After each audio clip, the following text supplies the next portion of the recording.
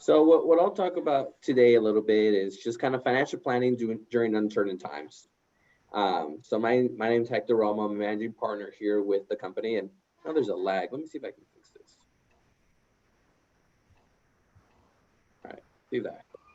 I'm a managing partner with Modern Woodmen of America. So today, what I'll kind of take everyone through is I will kind of tell you a little bit about my story, kind of how I ended up here, little kind of backstory.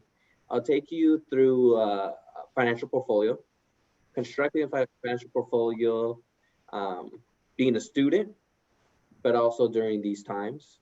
And then I'll end a little bit about the career opportunities at financial advisor. That'll be the last 5 minutes there. So a little bit about myself. So I actually grew up in Pico Rivera. I don't know if anyone's familiar with where that's at. It's out in LA. So, and I know there's people from different parts of the world here, country, and I'm assuming from outside of California and from everywhere. But nonetheless, for me, it's, if you would have told me 8 years ago that I'd be sitting here, I probably would have called you a liar. Growing up, I knew one thing and one thing only, and that was actually sports. So I actually played soccer my whole life, and I was fortunate enough to go play at Cal State East Bay soccer there. Fortunate enough to go play sports next level allowed me to continue following that dream, but also get an education out of it. And the reason I ended up picking Cal State East Bay was because they were the school that offered me a scholarship to go play. When I got there, they didn't have the culture I was looking for. Okay. And I think in the world that we live in today, culture is very important when it comes to the people we're around, the jobs we take, who we surround ourselves around.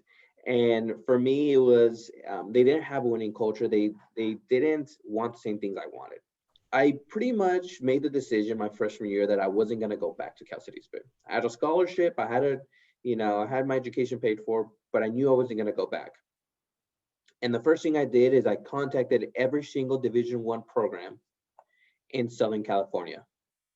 And I heard back from Cal State Northridge, from Cal State Fullerton, and UC Riverside.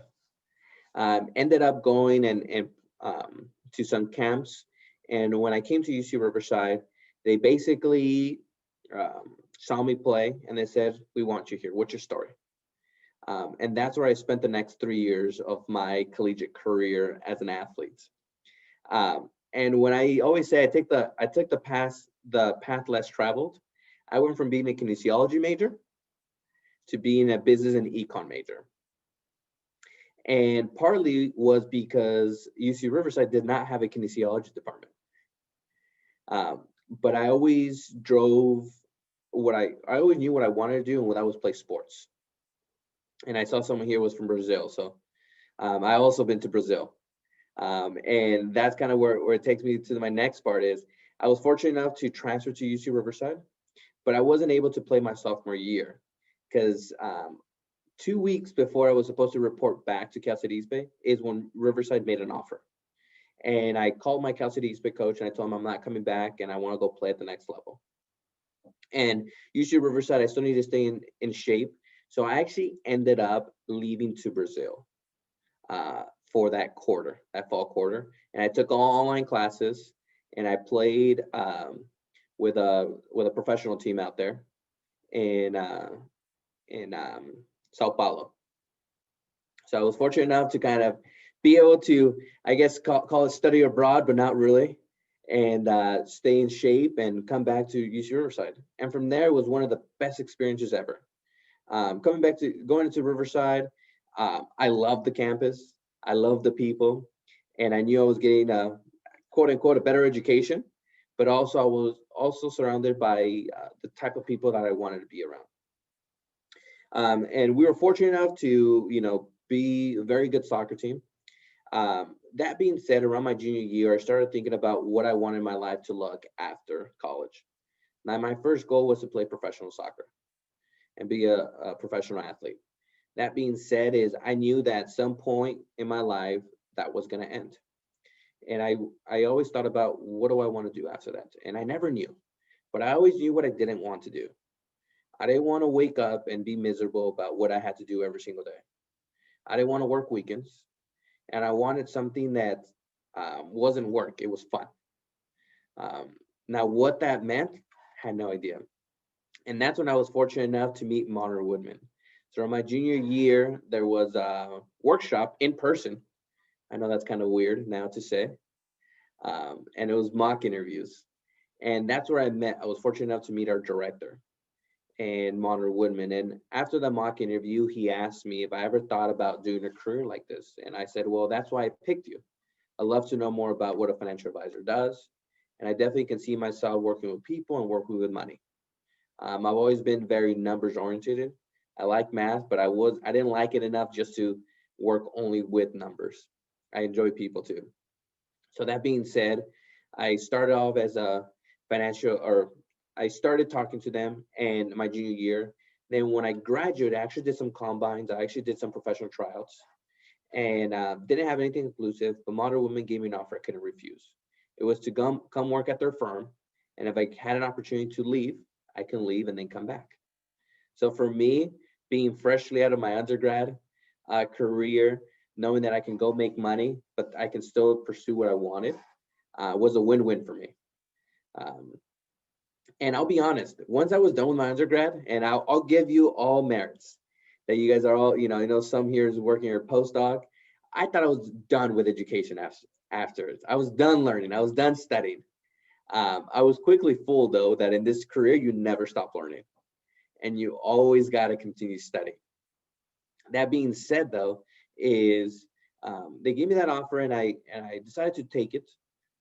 And I started as a financial advisor, and I quickly found out, a few months in, I started falling in love with the people I got to help with, the people I got to work with, but most importantly, with what this can do for my future.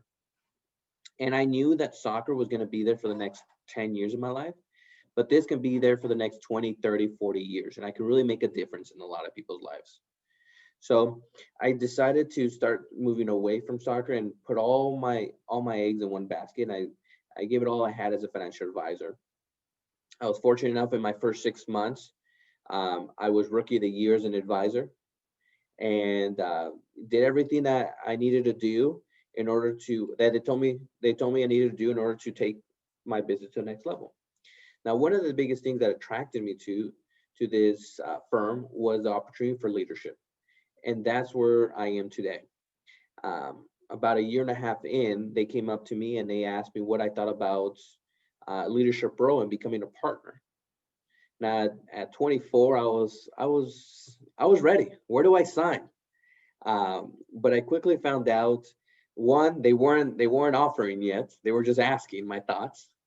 And then two, I quickly found out that that's something I've always enjoyed. I've always enjoyed coaching. I've always enjoyed growing people for what they can be. And what this business did for me is they took someone that had never had a job, never had any experience, never had an internship, and offered them a job at a firm where that year they only hired 4 people, um, and made, took a bet on me. And for that, I'm forever grateful. And that was one of the biggest things I wanted to be able to do, is return that favor to many. So as a managing partner, I started back in 2016 and been fortunate enough to be one of the top managing partners in the company um, for the last 4 years as we continue to grow, and our region, Southern California, continues to expand and be one of the top offices in the country. And we do that with young individuals, young men and women. Um, Average age for our office is about 26. So it's completely different. It was a different field for me. It was something I never saw myself necessarily doing, but I'm so glad I took that leap of faith. So that's a little bit about me, and kind of what sports taught me in all this was motivation, drive, competitive nature, and grit. Most importantly, it's important, no matter what is it that we do in life, that we stay motivated and we continue to understand what drives us. Because it's very easy for us to be discouraged because of COVID-19, discouraged by all the things outside that we have no say in, we have no control over. And again, I always had this competitive nature where is even if I wasn't the most qualified or didn't have everything on paper that I needed to have, I wanted to be the best. I knew I had something, a chip on my shoulder. And that grit is sometimes in life you'll get knocked down to your knees and you'll get tested, but it's how you respond that really dictates where your life takes you. And that's things that I learned in sports. So that was back in my glory days at UCR. I always like to kind of share this, and then changing that into when I became an advisor, and that was my first year as a rookie. So next we go into kind of what we do as advisors. And today I know we all did a survey and you guys want to know more about retirement planning, creating a portfolio, the different techniques to that. Again, the one thing we can all agree is that we've heard a lot about the stock market and a lot about the economy this year because of COVID-19. I mean, whether you have an Instagram, Facebook, it's everywhere. Okay. And as advisors, our job is to help people come in and build a portfolio for the future, whether it's through stocks, bonds, mutual funds, their retirement plans, taking risks off the table through insurance or estate planning. And for business owners, we do business planning and employee benefits. And at the end of the day, does that mean that everyone is going to have an advisor? No. But our job is to help people create the portfolio that's going to grow with them as they grow. So first thing that we always have a conversation about with individuals is how to create an efficient budget, okay? And I honestly don't even like using the word budget. We use here, when we sit down with our clients, we talk about cash flow, okay? And it's understanding your cash flow. Does that mean that we have to know every single penny we spend on every single thing? There's some people that want to know more than others, okay? But the most important thing and the thing that we always tell people is important for you to understand money, and especially your own money, because there's two types of people in this world. There's the people that are controlled by their money, and there's people that control their money. And when people understand their cash flow, they have control over their money. When people live paycheck to paycheck, it's very hard to plan. It's very hard to grow and develop as an individual. Now, you guys have all gone through your undergrad. Some of you guys are your postdoc, grad students. And one thing I can say is time goes by really, really fast. And the one thing I always tell people is as a student, what have you learned and what have you have done differently in your undergrad that you've learned now as a grad student, right? And it's very easy to have 2020 hindsight vision. That's the easiest thing to do. It's very easy to look back and look at all the things you could have done differently, all the things you could have done a little bit better. And at the end of the day, you're here and you've learned and you've grown because of that. But our job as advisors is to really create that 2020 foresight. Okay. And that being said, it's not looking back at all the things that we can't change anymore, it's looking forward to the things that we can. So when we sit down with somebody, this is the first thing we start with, is really understanding their situation and their relationship with money. And what does money mean to them? Because for some, money may mean putting a roof over your head. And for others, it may mean being able to buy a vacation home and go on vacation and self-invest, whatever it may be. So what we focus on is two areas. Is one, focus on essential expenses. We look at rent, utility, bills, groceries, vehicle payments. So we understand what those fixed expenses are. These are the things that we cannot change. And then we leave a buffer, our variable expenses. And these are the things that we can cut back on, right? For example, Starbucks, right? Eating out, and then the extra unnecessary purchases. So when we sit down with individuals, we want to have a really clear understanding of how well do they understand where their money is going. So we sit down with the individual the very first meeting, we give them a cash flow worksheet, and we sit back down with them. And then we go through it with them and make sure that they realize how much they may be spending on Starbucks, on eating out. And if it's a conscious choice that they're okay spending that money, we're okay with that. But biggest thing we want to just show is, as long as you understand what you're spending, because it's very easy sometimes to swipe a card, a credit card, a debit card, and spend $100, $200, $50, but it's a lot different when you spend it in cash. And if anyone has questions anytime, feel free to stop. So when it comes to investing and creating a portfolio, one of the biggest things we talk about is having that accessible money. We always recommend anywhere between 6 to 9 months of income saved that's accessible. Hey, Hector, I have a question. Yeah. Can you go back to the previous slide, please? So when we talk about or think about essential expenses and we think about rent and bills, groceries and vehicle payment, there's some kind of obvious things that we can consider. For example, maybe getting a vehicle that isn't a high note, or maybe living in an area where you do value, let's say, a certain neighborhood, but aren't paying so much in rent. Or but what is kind of like the percentage of income that one should be spending on, for example, rent or groceries or a vehicle payment? I know sometimes some people float around the number 20 to 30% of your income should go to housing. And so do you have those numbers that maybe would represent for utility bills or groceries or a vehicle payment? Yeah, no, that's a great question. So a couple of things. We will create a very specific ratio depending on the goals of the person. For example, I try to live on 60% of my income. 40% of that, I use it to invest, to save for the future, for other ventures. Does that mean that everyone has the same goals? No, right? We usually recommend starting at 10% savings for the future and working your way up. For rule of thumb, I usually say housing anywhere between 20 and 30% is of your income. For a car, you never want your car to exceed 10% of your income. Okay, and even 10% is a little excessive, but I would say no more than 10%. And for utilities, you really don't have too much of a say as far as gas bill, gas, electricity, and all that. So I would always just factor that in as part of your living expenses.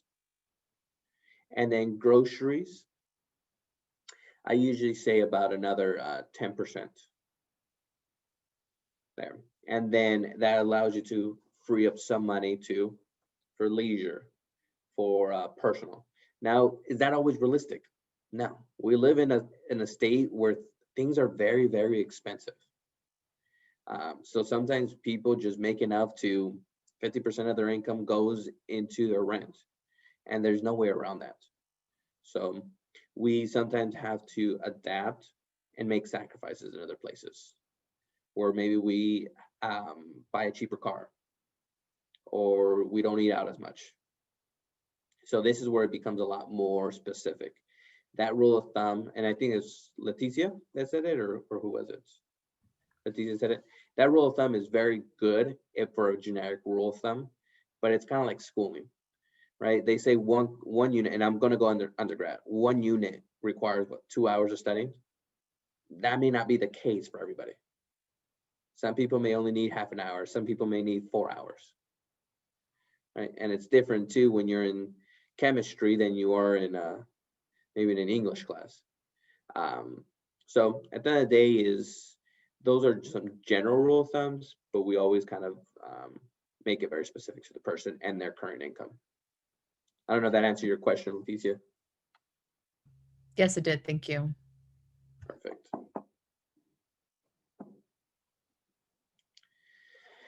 And then with this, like I said, more than anything with accessibility is what we tell people is, one, saving money and keeping it safe doesn't happen by accident. It takes planning, it takes discipline, but most importantly is having access. Okay, and we want to make sure that individuals have money ready in case of an emergency. We will not start working with somebody if they're not in a good financial situation to say if they lose their job, can they still continue to pay their rent? Can they do all these things? Because at the end of the day is one thing when it comes to investing that you're tied into is the risk factor of the market taking a dip. And if you need that money we want to make sure that, hey, we're there and we're able to get it for you.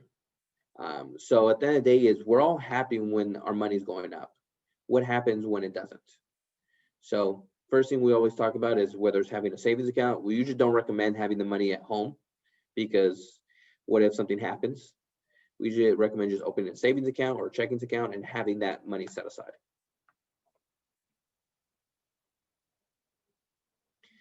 And then again, when we talk about investment strategies, there's different ways of investing. Okay. And I'm gonna kind of keep it very simplistic here because at the end of the day, we're not gonna make any recommendations today or talk about creating a portfolio for you. And everyone has different ways of investing in. I don't know how involved some of you guys are with the stock market or not and understand everything that's going on right now. But at the end of the day, what are two questions we always talk about is what to invest in and how to determine what you can afford, okay, when it comes to that. Now, biggest questions we talk about investing is it's a no-brainer. We invest in order to grow our money, okay? When you ever hear, hey, you know what, if you invest on this thing, it's a sure thing. You're gonna make money real quick. If it's too good to be true, it probably is, okay? As advisors, our job is to help you mitigate risk. And it's okay to make small financial mistakes in our lives.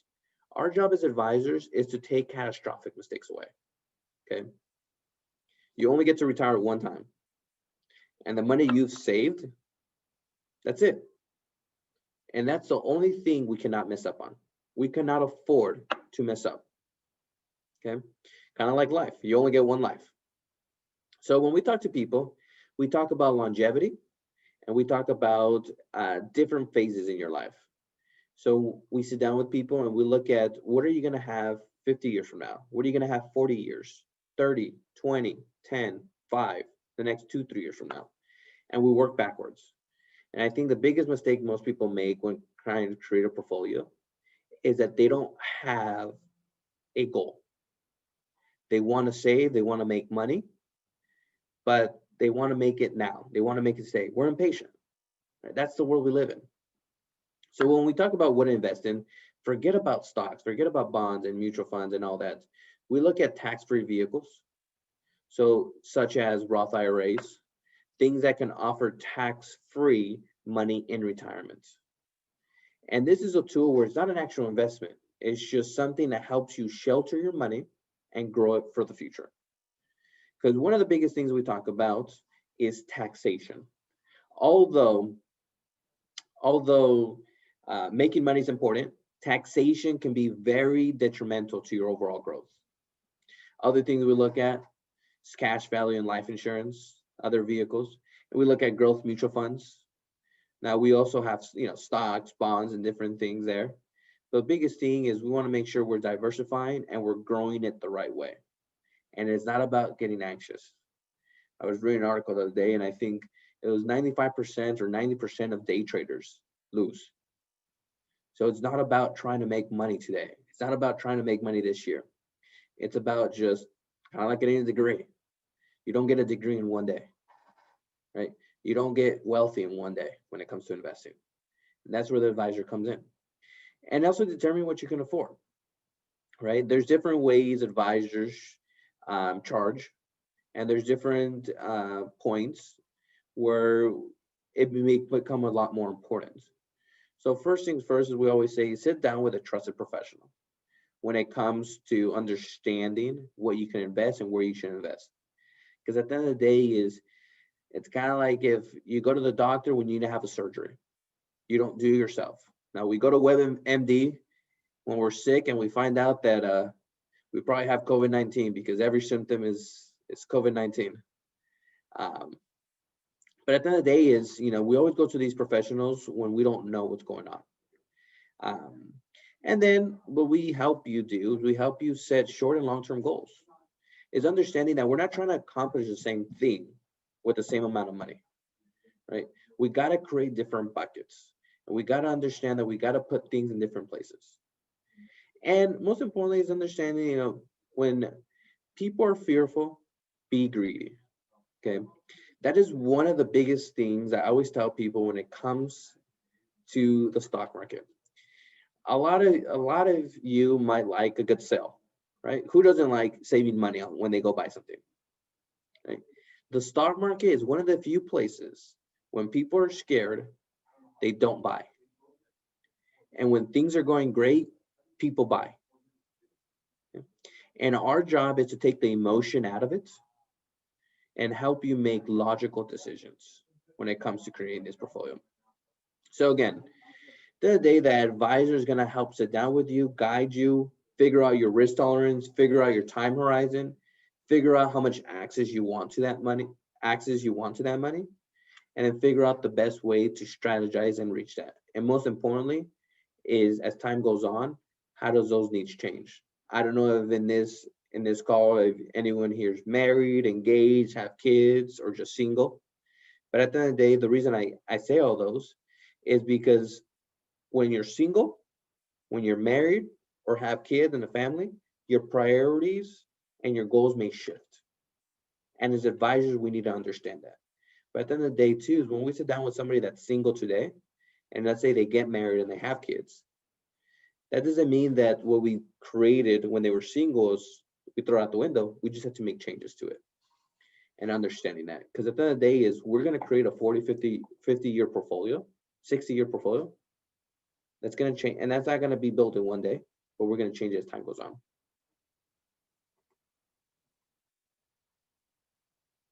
So any questions on the investment strategies real quick?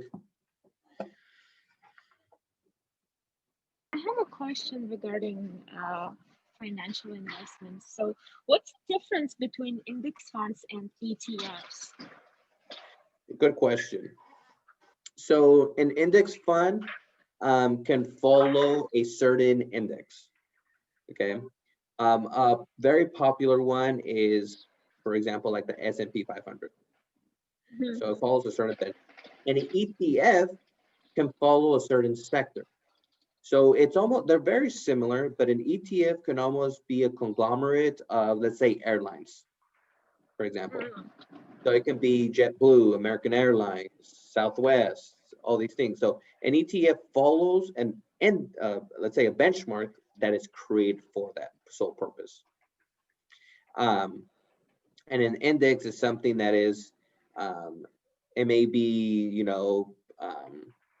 the S&P 500, which is a top 500 company, but they're very similar where they're very diversified. But an ETF can be very heavy in one sector or one area. See, and what would you like prefer, ETF or an index fund? Me personally, I'm more of a mutual fund person. And mutual funds are the same thing. And the way I always explain, they're kind of like a gift baskets, but they're always trying to outperform an index. And they're more actively managed. Where an index is a lot more passive because we're not trying to beat anything. We're just trying to do what the whole market is doing. And from there, my second choice would probably be an ETF. But me personally, for my personal stuff, I also like to do individual stocks, which just takes a little bit more of risk mitigation, and you got to be okay with more fluctuation. See, and for the Roth IRAs, right? Can you open that just for let's say like a big purchase instead of like a retirement fund?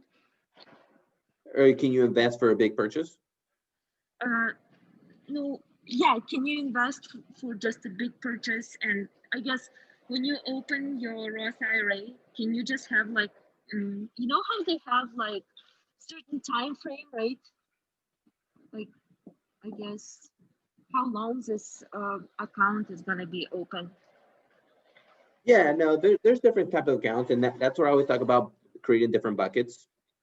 So when I talk about that, we sit down with people that say, hey, I want to save for a house down payment. So we help them invest, probably not as aggressive as they would with retirement, but we help them be as aggressive as they're comfortable with. And It can be for like a house down payment. It depends, right? And at the end of the day too is whenever you put something into the stock markets or into the markets, there's always going to be risk associated with it. So we always tell people, if you're able to save on your own and you don't need to take added risk, it's like saying it's unnecessary. So we always outweigh how much risk are we willing to take in order to reach that goal. Okay. All right. Thank you. Great questions, though. And the path to leadership was what attracted me so much to this career. The opportunity to lead others and grow others. And this is a 12 to 24 month program that we have within, and our leadership always grows from within. Again, if you have any questions, I'm glad you guys were able to have me here today. And I know there was a bit of a lag on the video, but any questions on anything? I have a question. Mhm. So many of us might have a lot of school debt that we've accumulated from either undergrad or from grad school. How do you recommend balancing trying to be financially smart and also deal with student loans? Great question. So one of the biggest things what I always do is student loans are going to be, depending on how much we have and how many different loans you have, we always create an action plan to pay off debt.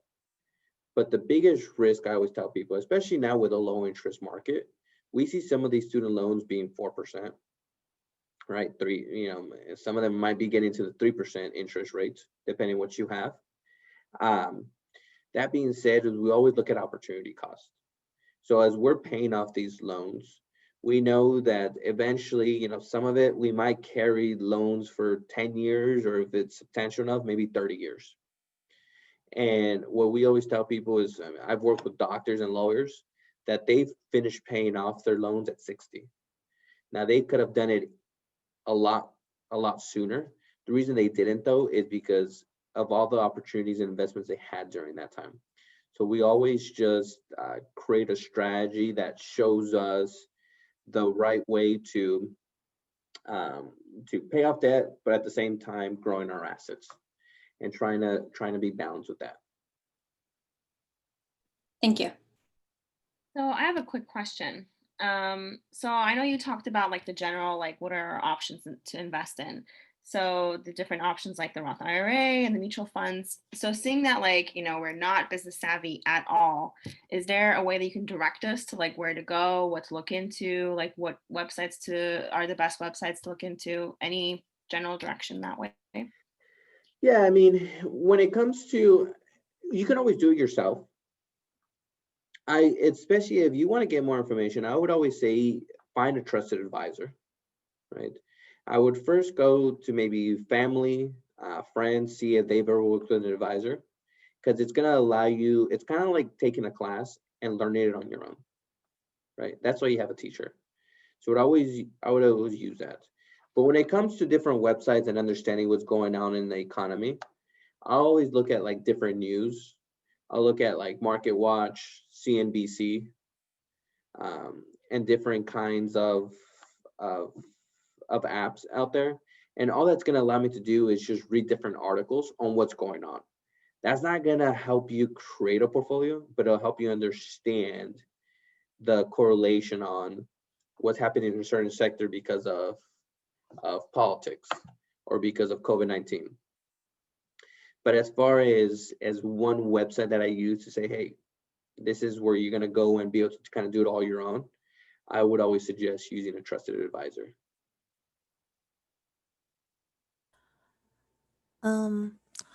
Just for maybe the people who don't know this, can you maybe talk into how a college student may want to invest? Like say, I know they don't have access to 401k, but for IRA, how would they go about it, and what's the maximum that they're allowed to contribute?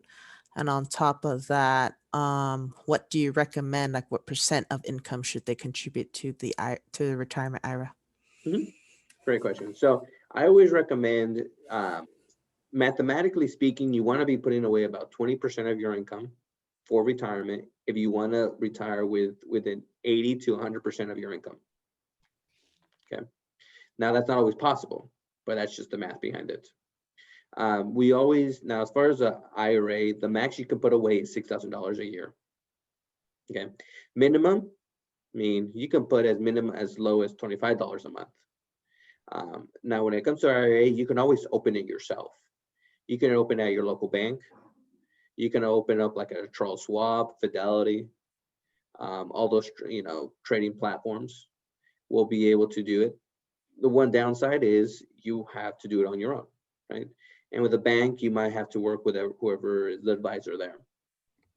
So again, when it's coming to starting and understanding your personal situation, sitting down with somebody will allow you to say, hey, you know what, even though we recommend putting away 20% for your retirement, we may not even recommend you starting an IRA right now. We may recommend you starting an emergency fund. And that's where that personal service comes in. Now, as far as advisors, like I said, you can always go on Google and things like that there, but I would always just start somewhere, a referral. And that's how I've done everything when it comes to finding my doctor or my dentist. I always ask around and I ask people, who do you go to? How do you like them? Because it allows me to get a little bit more insight. And Nathan, Yeah, I think you I have a guess. So I guess I'll talk about my experience then. My first time dealing with any retirement was through my work. It had offered a 401k. Not all jobs do that, but if they do, that's great. They also potentially can give matching, and it's usually up to like 3% or 6%. And my first experience is actually that it was fully self-invested. I was just pretty much thrown into there. There was no financial advisor given to me, and I didn't know I was supposed to search for one.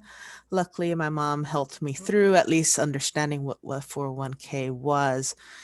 And just going through in 401k, usually there's a select number that you're allowed to invest in. It's usually restrictive.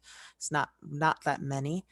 But through that, you can try to learn how to research what each investment has. All mines were funds, so then you can just look into like what portfolio, what's in that portfolio, like what stocks they actually invest in. There's things like dividends you may want to look into, fees, funds. Mutual funds tend to have a lot higher fees than, say, ETFs. That's just a general rule, not an absolute rule.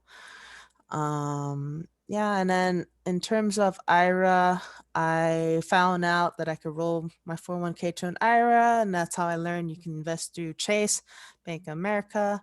In my experience, they don't really push you that hard to get an advisor if you really don't want to or you can't afford one. And you could do relatively free investment through those two. Yeah, and in terms of IRA, as you had mentioned, it's like you can contribute 6,000. There's things like pre-tax IRA, Roth IRAs. The same thing for 401ks, pre-tax 401ks, and Roth 401ks. I was actually going to ask Hector maybe to go into what he recommends as to how, which you would actually invest in, the pre-tax versus Roth. Yeah. As far as 401ks, whenever there's a match, always take the free money. So always put up to the match. And usually that's always there. And then Roth, without any other thing, with any other kind of everything held equal, I always say the more tax-free money you can have, the better. The only thing that's tax-free later on, or one of the few things that are only tax-free later on, is a Roth IRA. Most of the things are tax deferred and taxed later. That being said, I always tell people is when you're in a tax deferred account that's going to be taxed later, you're in a partnership with the IRS. The only thing is you don't have no say in how much you get to keep of it when you go to take it out later on. Historically speaking, right now we're in the lowest tax rate we've ever been in the history of the United States. With all this free money and coronavirus, it's not free. Whenever you see government spending, whenever you see these bills get passed, that just means taxation has to go up. And that's on all ends, not just a certain category of people. It has to go up proportionally. So at the end of the day, as I always tell people, the more you can have control of your money and the more tax-free money you can have, the less you have to worry about what's going on. Okay, and in terms of Letitia's second question, as far as I know, anyone has access to an IRA, pre-tax or Roth, as long as you have an income, because I think it's 6,000 or at max your income. So that's as far as I know. But and it has to be earned income. So it has to be income that you pay taxes on. so since we're on that topic, and I had a random question that really has not much to do with this, does gift money count as income? Not if it's under the gift income limits, which is 15,000 Okay. a year. Oh, so gift income is like your family or like can actually, no, gift us in like present. So gift. And basically, your parents can give you money. They have a limit how much money they can give you each, sort of. You could look in more into it, but or maybe Hector could talk more into it. But It's yes. 15,000, and it doesn't just have to be your family; it can be anybody. Yeah. So technically, if I go and I give everyone here $10,000, I don't get to write it off, but you don't have to pay taxes on it because it can count as a gift. Since we only have a few more minutes left to this session, we have 12 participants online.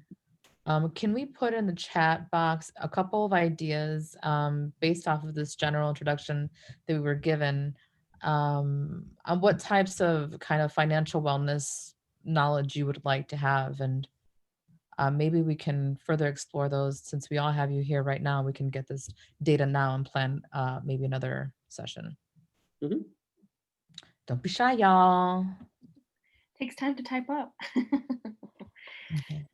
Do you know there's some questions in the survey itself? I don't know if you saw it. It says best savings account or investments college students can start. Yeah, as far as best savings account, I always like to go into like an Ally or like a Wealthfront, high interest savings accounts because they're completely liquid. They're hard to access. How would you go about finding this? A high interest yield account. You can Google it, but like some of the popular ones are Ally, Wealthfront. Now they're not as high as they used to be. Goldman Sachs. It's usually outside of a bank though, and they have high interest. So they're not much, but at least it offers you a different place to discover. Okay, so this is going to be maintained in our notes for the session. I think these are all really good next points of interest for us to explore as a group. I agree that these are all really good questions. Yeah, keeping up debt payments while saving money. You know, just like in a personal thing, I always prioritize saving. I'd rather eat some rice and beans for a few weeks than not be able to save a couple of pennies. But yeah, I agree. I agree that we need to explore this grad student income. Okay, awesome. I guess as those keep coming in, we want to thank you, Hector, for presenting this information to us today. And we'll definitely reach out if there's any, follow-up if we are looking into it. Perfect. Awesome. Thanks so much for having me. Yes, thank you. And Take care, everybody. Yes, thank you. Thank you for Lisa. Thank you. Thank you. I had a question though. In terms of if someone had maybe more private questions, can they email you at that email over there? Yep. I will share that. Okay, thank you. Take care. All right, Thank you. Bye. Yeah.